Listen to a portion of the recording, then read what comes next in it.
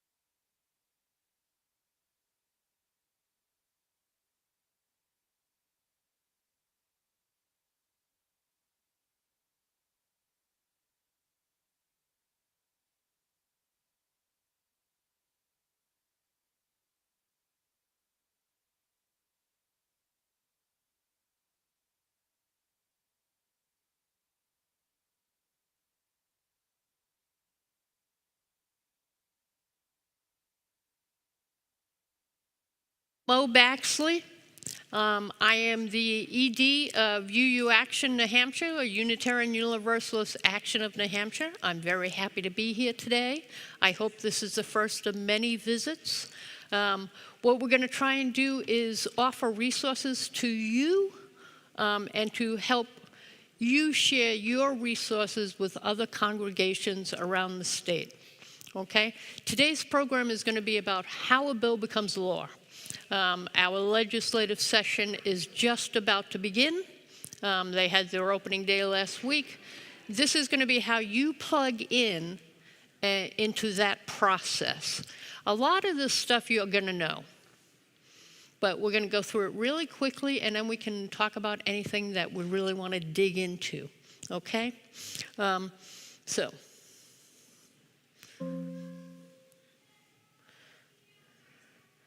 We start at the beginning. Are you registered to vote? Are your friends and family registered to vote? I can't emphasize this enough. Anything you can do to make sure everyone is registered to vote is vitally important. You know, you have to be 18, you have to be domiciled, you have to live where you're registering. You go to your city or your town clerk, you register with them, or in New Hampshire, we have same-day registration, so you can just show up at the polls and register to vote. You want to know where to vote, you contact your town clerk. They're going to give you the polling places and polling hours. You can vote by absentee ballot if you're not going to be here in New Hampshire. You can't get to the polls on election day. Voting an absentee ballot is easy. You just request it from your town clerk. You can either they'll hand it to you if you go in person, or they'll mail it to you. Name, address, fill it out, put it back in the envelope, mail it back in. So, we're all registered to vote. We're all going to continue to register everybody we know to vote. All right, so here's a primary legislative process.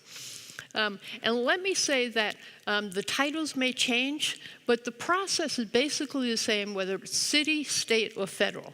So you have a mayor, you have a governor, you have a president, but the process remains the same. It starts with introducing a bill. That is called an LSR, it's Legislative Service Request. So if I have an idea, I want to introduce a bill that everybody in Portsmouth, gets free ice cream. I'm going to go to the Legislative Services, which is a bank of attorneys. One of the unique things about New Hampshire is we have a citizen legislator. We have 400, which is the third largest body in the Democratic in the Western world. You're not on mic. So grassroots is really important. Legislators get paid $100 a year for basically a full-time job. I'm a former legislator. If you throw a rock in any direction, you will probably hit either a legislator or a former legislator.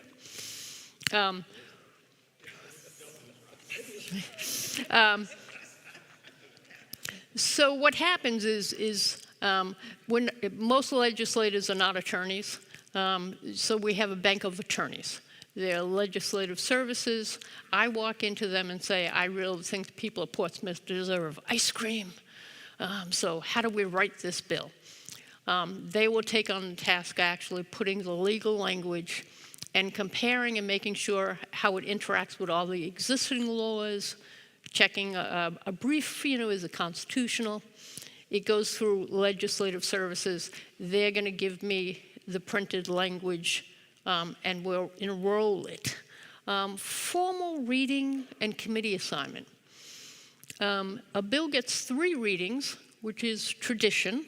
There was a time when legislators were not literate, so they could not read the bills. So you literally had somebody sitting on a stool in the front of Reps Hall reading the bills out loud, so legislators would know what was going on.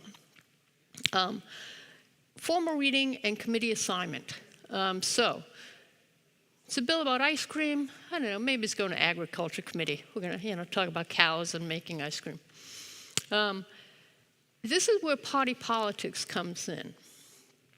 The party that has the most representatives is the majority party. So in New Hampshire currently, Republicans have, I think, 203 representatives to Democrats 197.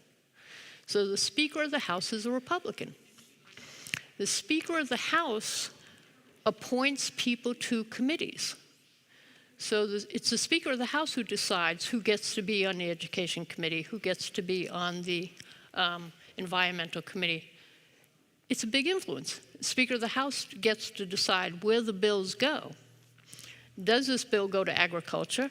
Maybe it goes to family law, child development. It's a really exciting time in New Hampshire right now, because although the Republicans have a very small majority, the Speaker of the House has chosen to make committees equal. Traditionally, if Republicans were in a majority, they would be 12 Republicans on a committee and 10 Democrats. So which way were the bills going to come out of committee? This Speaker of the House has decided to make the committees even. So there's 10 Republicans, 10 Democrats. I've never seen this before. I've been active for like 30 years plus. So this is actually a really exciting time, and our voices will really have an opportunity to be heard. So it gets a formal reading, it gets assigned to a committee. If it's an education bill, it's going to the Education Committee. All education bills are going to the Education Committee. And then it gets a public hearing. So you get notice. This session is going to be short notice. We're going to have like 3 days. So we're going to have a bill there's a bill coming up that says that public schools should not prohibit the teaching of historic discrimination. If I want to voice my opinion on that bill, I'm going to go down to the Legislative Office building. So you all know the State House? Okay. There's a building behind it. It's an old post office. It's the Legislative Office building.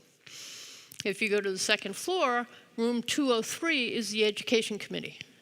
So every legislative piece of legislation that has to do with education is going to be heard by the Education Committee in that room. In New Hampshire, every piece of legislation must have a public hearing. So they'll put it in the calendar, and I'll show you that later. And it'll say, this bill, which has been bill number 101, is going to be heard on Tuesday at 10 o'clock. So you show up Tuesday at 10 o'clock, and you get to talk to the Education Committee and tell them what you think about this legislation. You debate it. Once the public has had the hearing, and it's the job of the legislature is to just hear you. I'm not going to debate you. I'm not going to tell you your opinions. I'm just here to hear what the public has to say. This law is going to govern the public. The public has a say in this mission. So once the public hearing is over, the committee will go into what's called an executive session where they talk amongst themselves. Well, we had 100 people show up, and they all said they wanted this bill passed. That's important. Somebody else is going to say, this bill is poorly written. We need to fix it. It's like, if it has unintended consequences. If we pass this bill on education, it's going to impact this. And they work on it. Sometimes they form a subcommittee to fix it if it needs a lot of tweaking. Sometimes they don't. So when they're finally done with the language of the bill, the committee votes. So the committee makes a recommendation to the full House, and they can do a couple of things. One is ought to pass. The majority of the people who sit on this Education Committee, after hearing from the public and doing our research, have decided this is a good piece of legislation. We think it should become law. We're voting ought to pass. They can do the opposite. Inexpedient to legislate. It's like, this is crazy.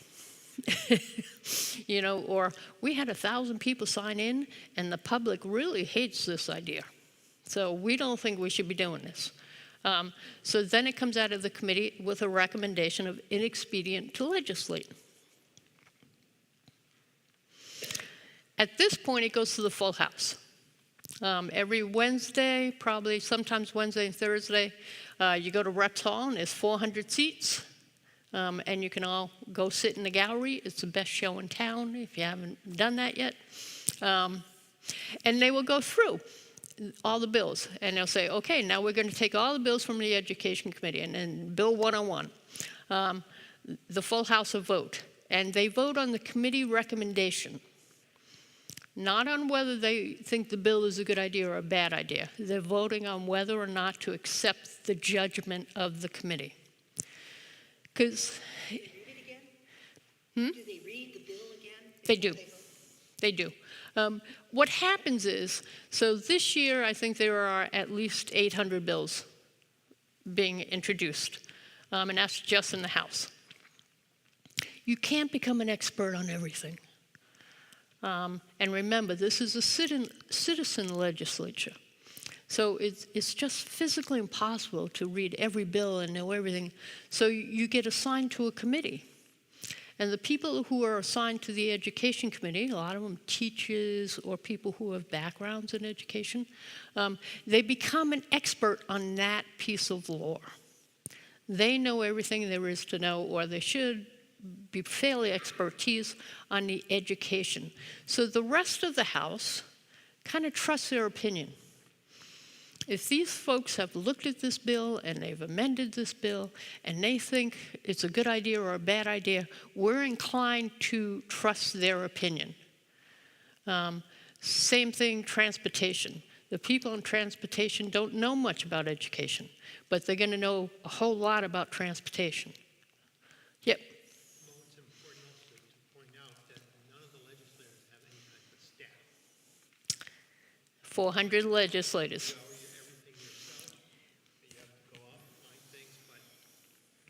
You get $400, you get 400 legislators, you get $100.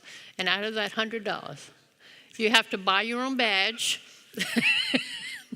You don't get a locker. Yeah. Nice to see you. I just want to mention that as a person who has sat on committees, if you go to testify to speak to legislators who are sitting on any committee you go to, bring your testimony in writing. We're going to get there. So the committee is, the House in a whole is inclined to support the legislation. And overturning a committee report is not a common thing, okay? So it goes through the full House. Now, if it has a fiscal note, this is going to cost taxpayer dollars. Then it has to go to a second committee, the Finance Committee, and we start the process all over again. It means they get it, they get a public hearing, they have executive session, they decide, and then they bring it back to the full House, and they say, yes, we should spend money on this, or no, we shouldn't.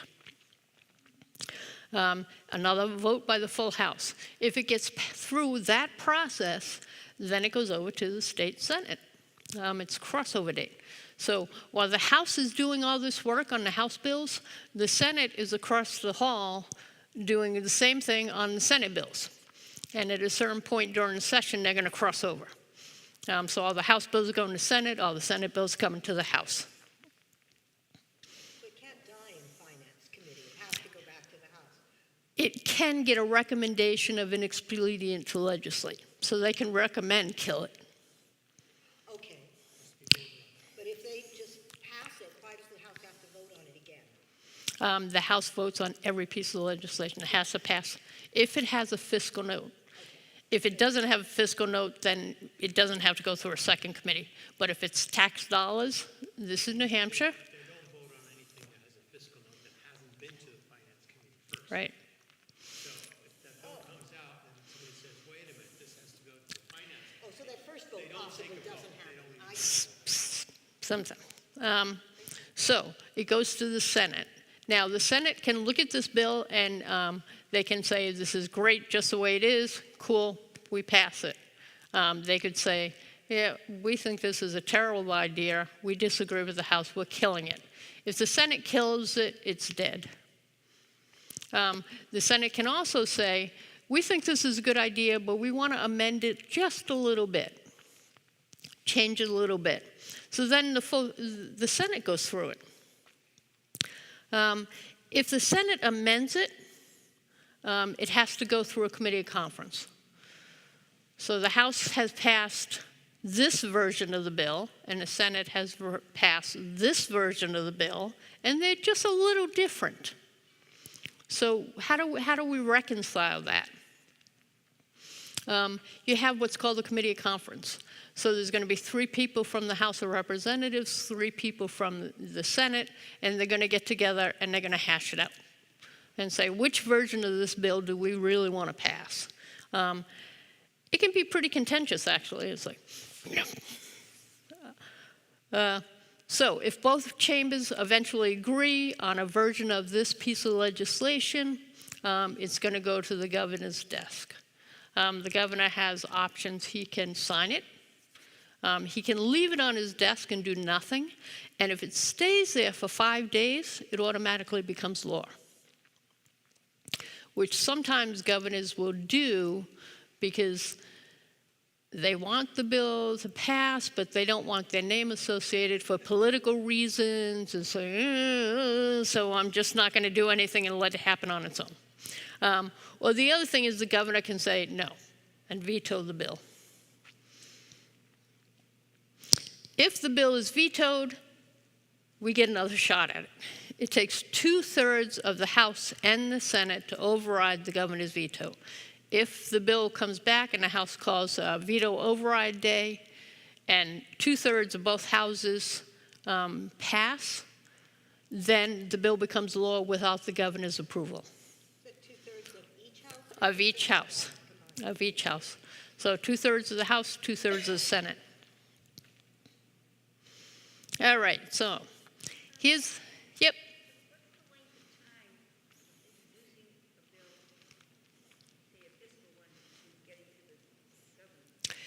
To the end of session. So, and you can, 2 years, basically. So it can go on for months and months and months, and they can retain it and work on it over the summer and come back next session. So we have biannual sessions, so it's 2 years.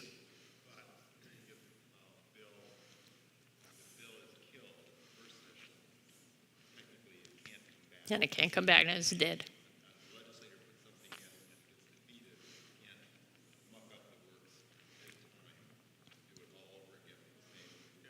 So if it's dead for that session. Any idea on average what percentage of the 800 proposed laws are passed with no amendment, amended, or any No. idea? No idea. I will say that most laws don't pass. So most bills introduced don't pass. A lot of them are just killed right off. It's like, that's crazy. Yeah, that's crazy. And Mo, that has a lot to do with the fact that their legislators don't have staff. If it's not understandable, they don't know the consequences, you say no.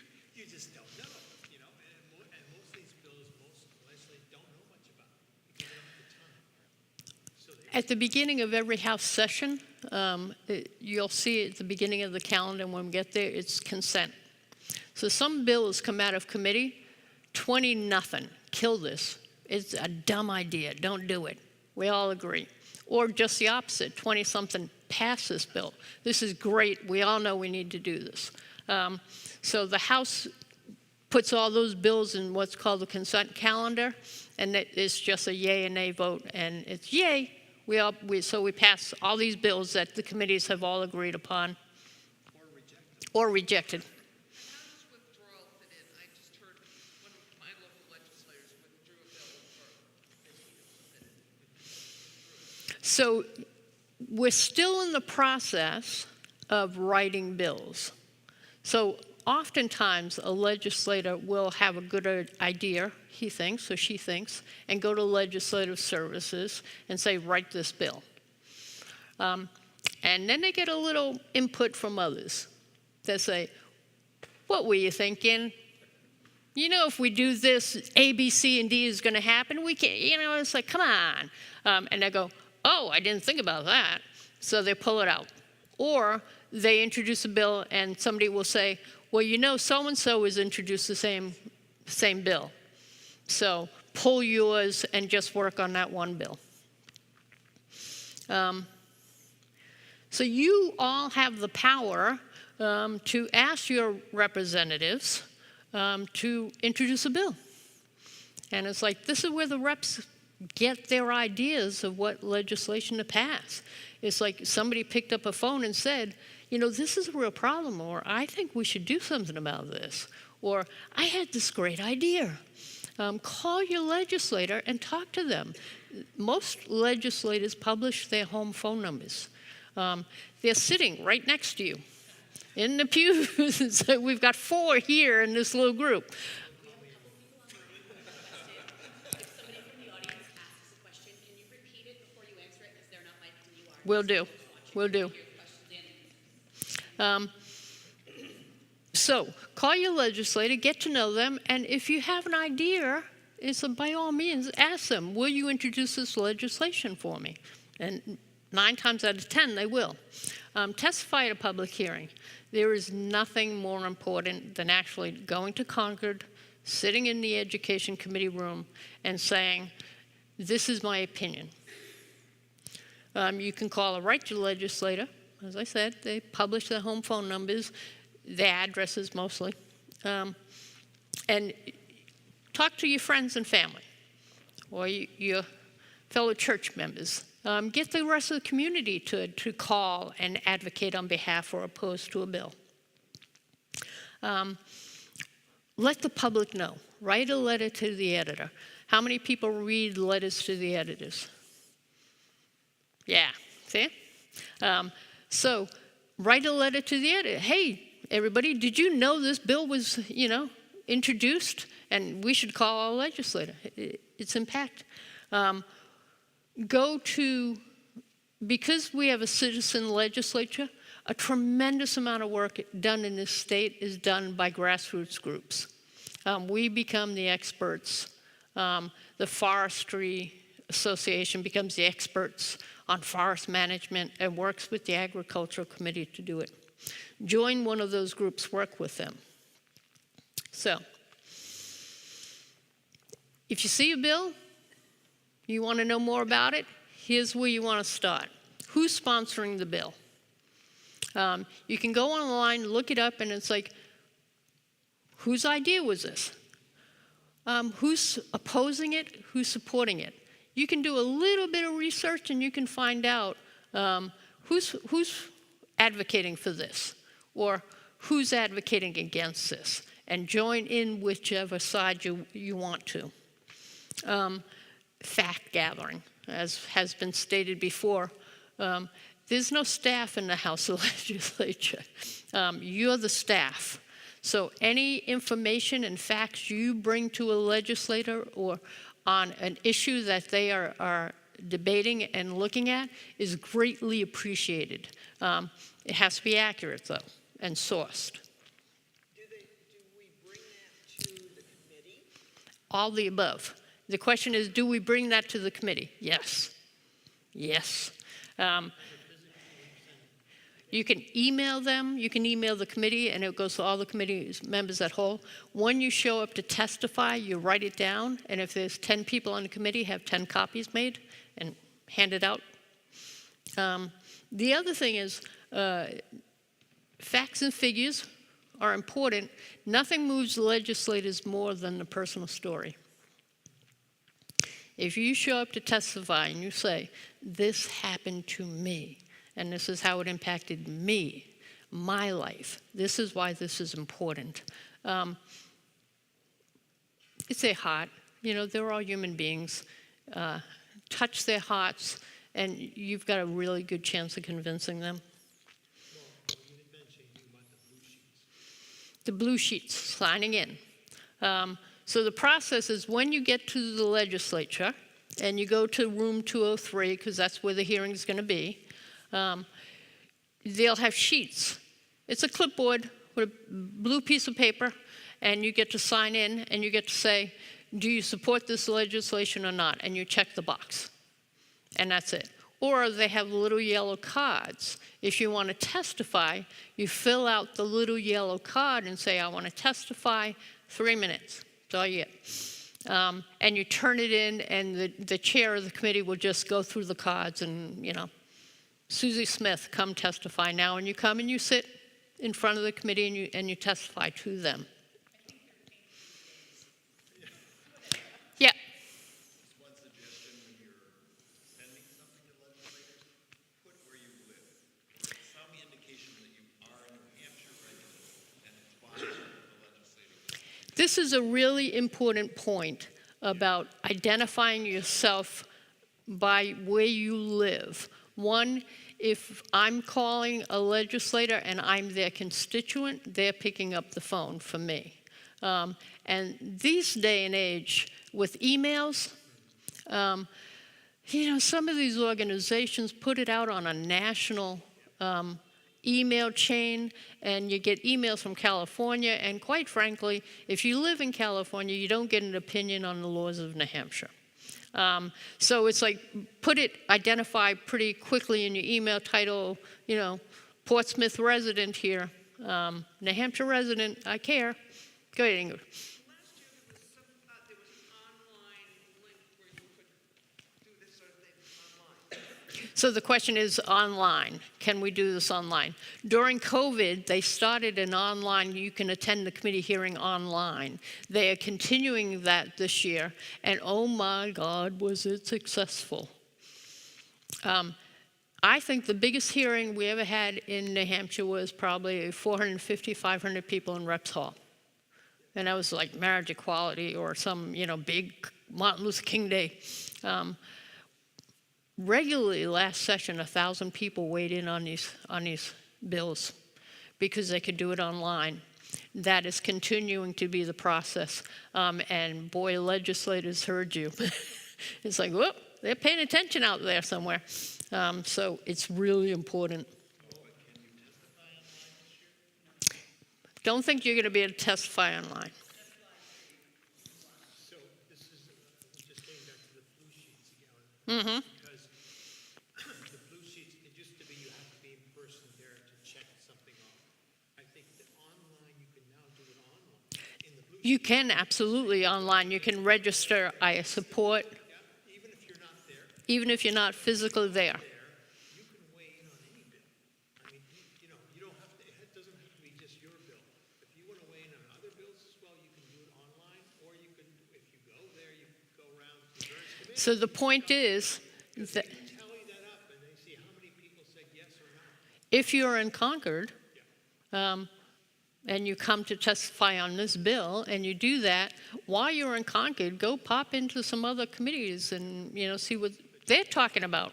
There's no limit to what you can or cannot weigh in on, either online or in person. All of it. Nothing impacts our lives more than what happens in Concord from A to Z. You can track the bill online. You can call the House clerk, and they can try and help get you some information. It's like, I heard there was a bill about brown cows. Can you? And they'll help you figure out what the bill number is and that sort of stuff. Same thing on the Senate side. Attend the public hearings. Urge your local legislators. So if if you've got good legislators, you've got a good relationship with them here in Portsmouth, and there's a bill that's important to you, but it's not their committee, you ask them to go testify. If they're not on the education committee, they can go and testify on the education committee, and it makes an impact when a legislator testifies in a committee. Well, there's another level you can get involved with, and that's your local city or town. Here in Portsmouth, for example, the city has regular meetings with its state delegations, state reps. And the city's attorneys and others say, this is a bill that's really important for our town, and we want to meet with our legislators and tell them we want you to support this, and we're going to send a letter of support in addition. Now, if you feel you're living in a town where you feel that there's an issue of a bill that affects your town, you can also talk to your local city council. So the point we're making is that cities like Portsmouth will have an opinion about some of this legislation because it's going to impact the city.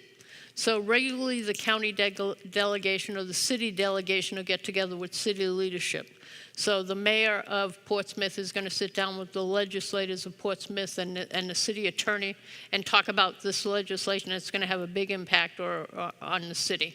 And you can do that as well. So you can contact your mayor or your select person or your city council and say, are you guys paying attention to what they're doing in Concord? You should be on this.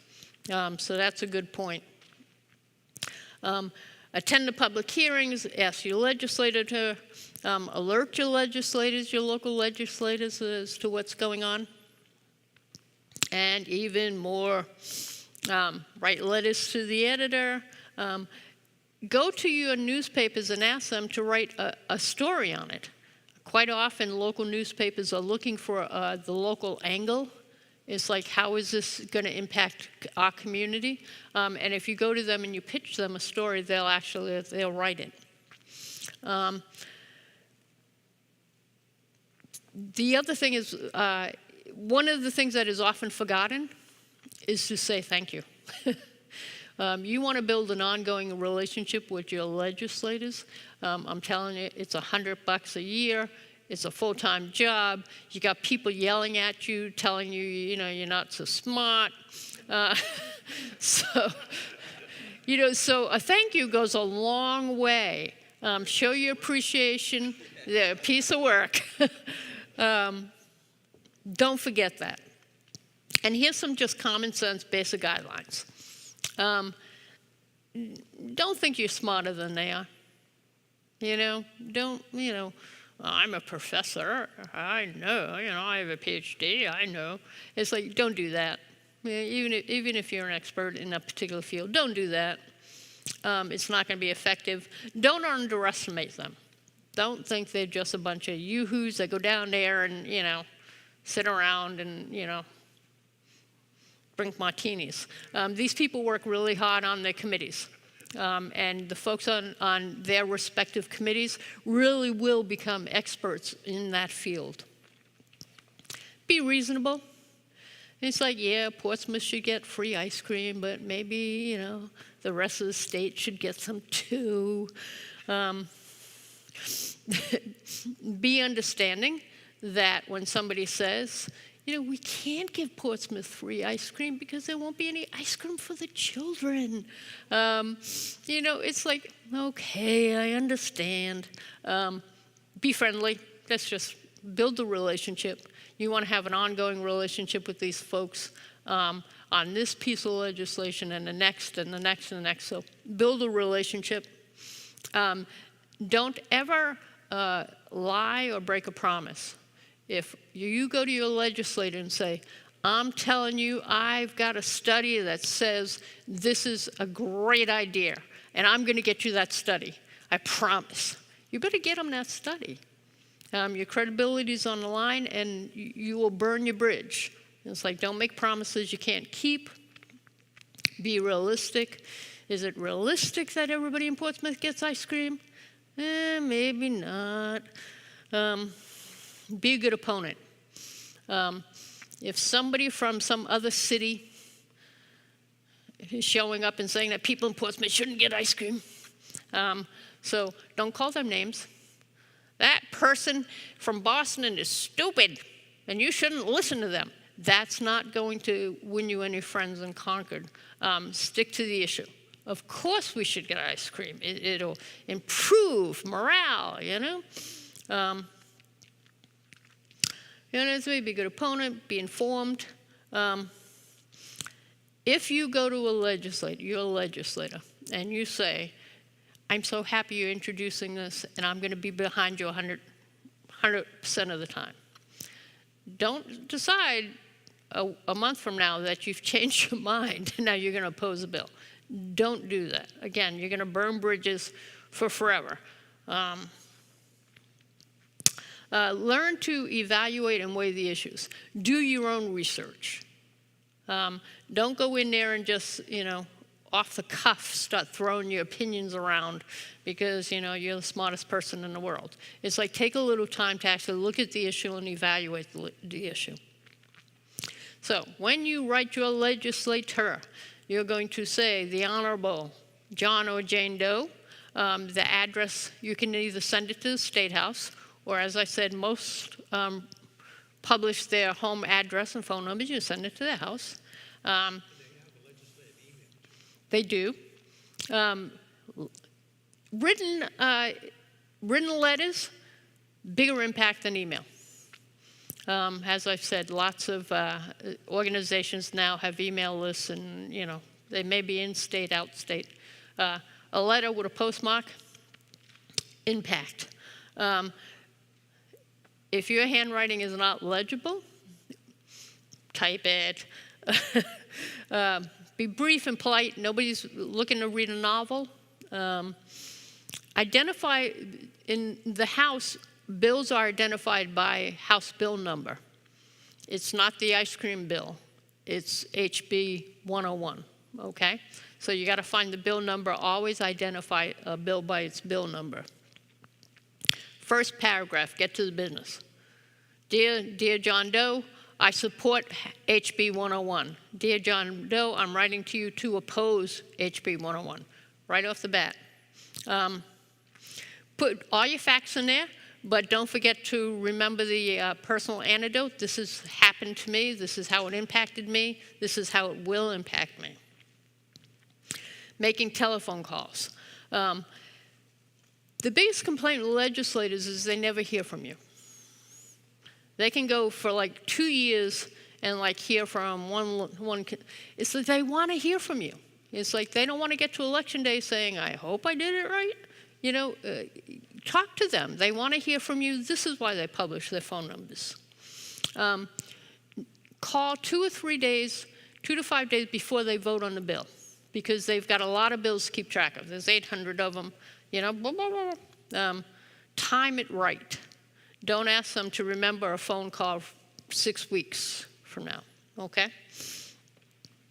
Keep the message brief and to the point. Again, they're trying to sit down for dinner. They don't necessarily want to talk to you for an hour and a half and hear about your grandchildren, okay? Identify yourself as a constituent. No one has more impact on a legislator's vote than their constituent. I will listen to people if I'm on a committee from all over the state, but the people who are ultimately going to vote for me, whether I continue to be a legislator or not, are the people who are going to get my attention the most. Well, it's important to recognize that not all emails will be responded to by the legislator. Sometimes we get so many emails, and I do keep track of how many yes or no, but in the beginning I tried to answer each one a little bit, but it just got too much work. So Peter's saying that, But if you call me exactly. on the phone, I will call you back, and if you write me, chances are I'll write you back. So the difference between a phone call gets returned, a written letter gets a response. Emails, as I've said, if you get 10,000 emails, legislators can't respond to every one of them. So you may not hear back. And it doesn't mean they didn't necessarily read it, but time limitations, it's like they can't respond to 10,000 emails. But they can respond to a phone call. Don't be afraid to ask the legislature, how are you going to vote? And it's a very direct ask. And if they're saying, well, I kind of think, or it's like push them. I want to know, are you voting for this or against this? And why? Put them on the record. Again, remember this to be thankful to them. They took the time, their dinner's getting cold, to speak to you. Say thank you. Appreciate the fact that they were in Concord working hard for you. Do's and don'ts testifying before committee. Make sure you're on time. Don't walk into the hearing late. Don't interrupt stuff. Make sure you've got the right committee room. Don't wander around getting lost. Do this before you go to Concord. Be prepared to wait. Some bills, 2 people show up to testify. Some bills, 30 people show up to testify, and there's no way to know that. So, they slot the bill at 10, but if, 100 people showed up to the bill before it, it's going to be later. So be prepared to sit there and wait. Fill out the card. We talked about the little cards that you fill out if you want to testify. When you show up, the committees are generally a horseshoe, and there's a little desk in the front in the middle of the horseshoe. On that desk, there will be a pad of the cards, or there will be somebody in the hallway or in the doorway with the cards, passing them around so that you can sign them up and turn them in. The chair of the committee is going to call you up and say, Sally Smith, come testify. That's when you get up, you go to the table in the middle of the horseshoe and you testify. You give your name, your address. If you're representing an organization, then say so. State your position right off the bat. Thank you for hearing me today. I'm here to support HB 101. Thank you for hearing me today. I'm here to ask you to vote against HB 101. 3 minutes, be brief. No life stories. Written testimony is important because they're hearing testimony. If you give it to them in writing, they can go back to it. They say, oh yeah, I remember. I'm going to read that again. Other advice about that, don't give us 2 pages of narrative, because the truth of it is, if there are 50 people testifying in a bill, 100 sheets of paper, I'm supposed Right. to read. Believe me, I won't get around to reading everything.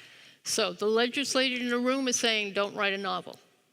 Keep it brief, to the point.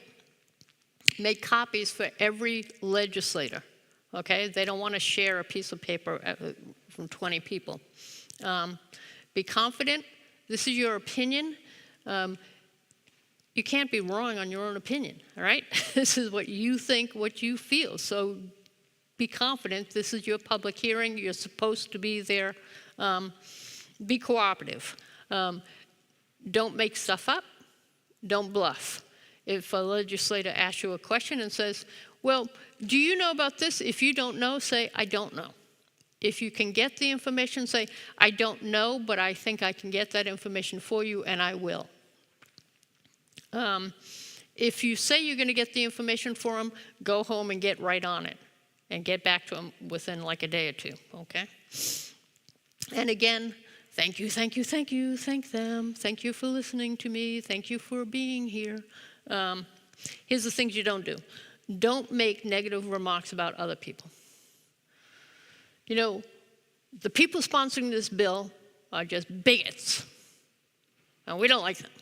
That's not a really good way to be impactful, okay? Even if you feel that way, don't say it.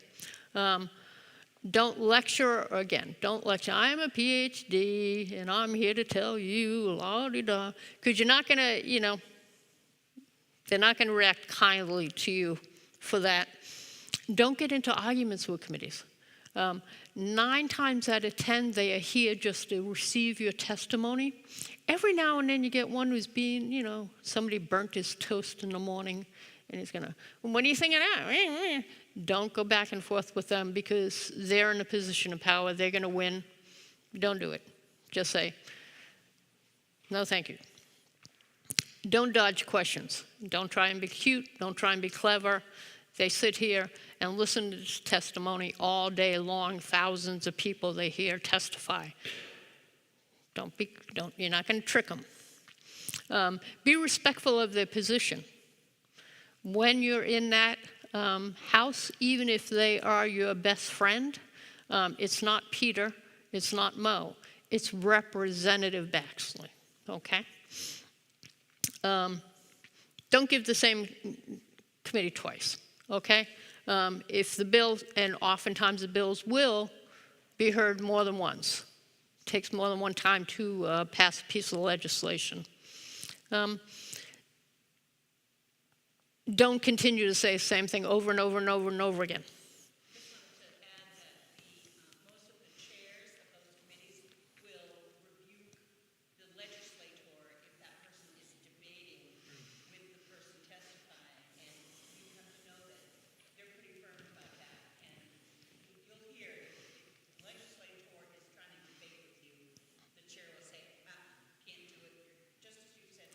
So she's saying that is when you're in the hearing, the role of the chair is to conduct the hearing in a respectful manner. So why we need to be respectful, and we are not allowed to yell or at legislators or say nasty things or ask them questions. It's like, well, why are you supporting them? It's like, you can't do that. The chair is also going to rebuke and try and put a kibosh on legislators who are getting out of line with people who are coming forward to public hearings. Some chairs are better at this than others. Legislators can ask questions and say, Sally, do you know? And you can say, I don't want to take questions. I just came here to give my testimony, and that's it, and I'm done. Or you can say, yeah, I'll talk to you. I'll answer your questions if I can. This is where you want to go, everything you need to know. So you go to the New Hampshire webpage, go to the government, go down to New Hampshire State Legislature, and here it is. If you want to find a bill, you want to find who your legislator is. When is the next session? It says call of the chair. That means they haven't scheduled it yet. If you want to find a bill, you can do it through the bill number. You can do it through a keyword. So if I want to search all the bills that have to do with education, I'm going to type in education, and it will spit out all the pieces of legislation that have to do with education that have been introduced. The advanced bill searches, it's more advanced, more technical. Tech search, public listing of legislative services. So this is where we are, where I said the bills haven't all been written yet. They haven't all been given a number. When the bill is being written, it's given an LSR, Legislative Services Request Number. Once it's written and the legislators who want to sponsor it have signed off on it, it's given the HB 78 bill. So now it's given a House number. HB means House bill. The Senate bills are SB. If you want to see what the bill says, you just pop it up, and there it is. So there's the bill. And it will tell you who's sponsoring it, and it will tell you what it does and what it doesn't do when it goes into back. All right, what else do we want to look at? Committee on Restricting. All right. Sometimes the titles are misleading. Well, so when legislators are going to introduce bills into the legislative services, they will sometimes put a title that doesn't say much of anything. This is about America, the America Wonderful Bill. It doesn't say anything. And the reason they do that is because they want to have the time to get their strategy in place. If I introduce a bill and the title says Drag Queen Hour, everybody's getting activated on both sides, okay? So both sides are going to war. So if I just say, stories, so I'm not activating the support of the opposition yet. So I've got a little breathing room for me to write the bill exactly the way I want to, get my ducks in a row, and start doing my, because obviously if I've introduced the bill, I want it to pass. So I'm going to start lobbying right away. So what I wanted to show you was, so here's how you sign in on the testimony. So if you want to sign in about Portsmouth getting free ice cream, this is what you do. And it's remarkable. I mean, thousands and thousands and thousands of people are signing in, and it surprised me. It's like people really are paying attention to this. How do they find out what date the hearing is? Is it this same website? It's in the calendar. When you go and you look up the bill,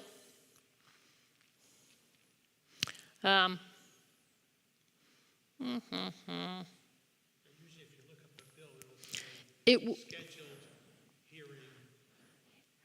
so when you look up the bills, one of the things it'll give you the text. The next line is going to say docket. It's not there yet because they're just writing the bills and they haven't scheduled it yet. If you go in and you click on the thing that says docket, it will tell you what committee is being heard from and what time it's being heard from. House session, I want to find keeps going, jumping, is journals. What I want to do is get to the journals and the calendars. So you can go and sign up online, and you can see every bill that's going to be heard on any particular day. So if they're in session next Wednesday, I can get the calendar. I look at it, it's going to list every bill they're voting on. So you can keep track of bills. Did it come out of the committee favorable recommendation? Did it come out of the committee with an ITL? Same thing with the Senate. You can get the Senate calendar. I've lost place there. So, questions? What do we want to talk about? So this is the House calendar, current. Well, they don't have one yet because they haven't started. Paul, can you talk a little bit about what people can find on the UUANH website as far as what? So what we're going to do, and what we're revamping the website, you should all go and sign up. The old web page is still up, but go and sign up for the newsletter. So what I'm doing is going through all the LSRs, and I'm making a list of all the LSRs. If it has to do with choice, if it has to do with social justice, if it has to do with the environment, if it has to do with education, it's going to be listed on the web page with links to click in, and there'll be the newsletter saying, okay, this is bills coming up. Now's the time. You got to show up in Concord and do this. UU Action is going to try and help congregations put your faith in action and do some of the legwork for you. Okay? And here's the other piece of advice I want to say. So me and you and you and you, I was always stop lobbying legislators and elected officials and become the legislator and the elected official. That's the biggest thing you can do. And actually, if you have the time, there's nothing more rewarding in the world than thinking that you really get to serve 1 million people. It's good stuff. You don't have to be an expert. You can show up, you become an expert. You get to pick your committees. It's like, I'm really passionate about this issue, so I'm going to go sit on the Judiciary Committee. And nothing is more impactful, nothing is better, and you are all qualified to be members of the New Hampshire House of Senate. So I recommend you really do it. I just want to make a quick plug for Youth in Government, which is a program that Youth in Government not in session and 500 kids. It's my understanding their bill books are on file. Mm-hmm. I encourage legislators to read them because it's the next generation. And I have to tell you that, so I've been going to the New Hampshire House for 30 some odd years, and it looks different this year. There's a lot of faces that are a whole lot younger than they've ever been before. There's been a real breakthrough this time about electing younger people to the New Hampshire House. They're figuring out, how can I do this and raise my little kids? How can I do this and go to school?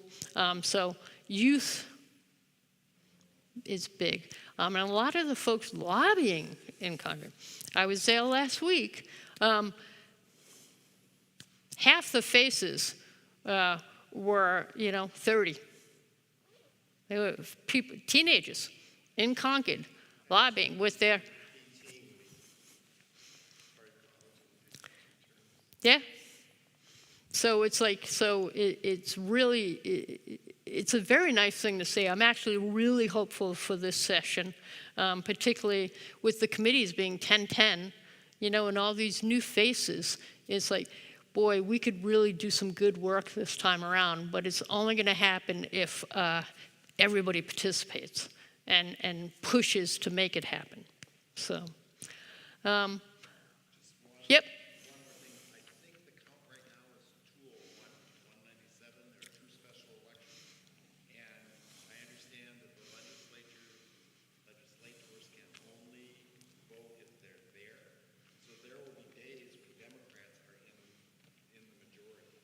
I want to repeat that for the YouTube.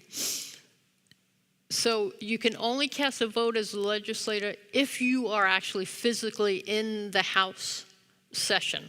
You can't do it online, and there's no proxy voting.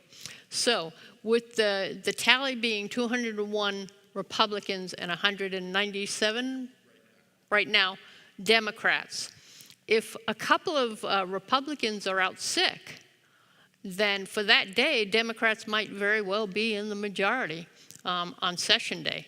And we've got 2 special elections coming up. One is in Rochester. I think we're going to have another one in Nashua. So, you know, that it may get even closer. But if there's a session where we as citizens can make an impact, this is the time. So.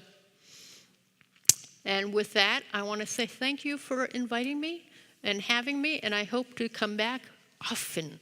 And do look it up. I'll see you in Concord. Walking suggestion, figure out the parking. First time I went, I got a parking ticket because I didn't know how to work in the Parking in Concord.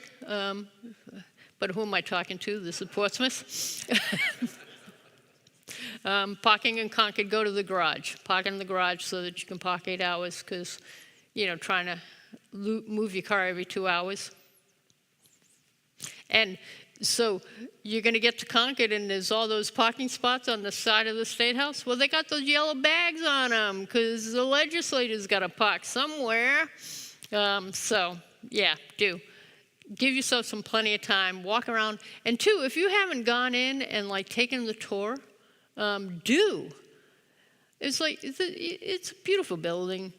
Go take the tour. And again, if you're in Concord for whatever reason on session day, go sit in the gallery and just listen for a while. It's you know, they say making sausage, but we're making democracy, you know?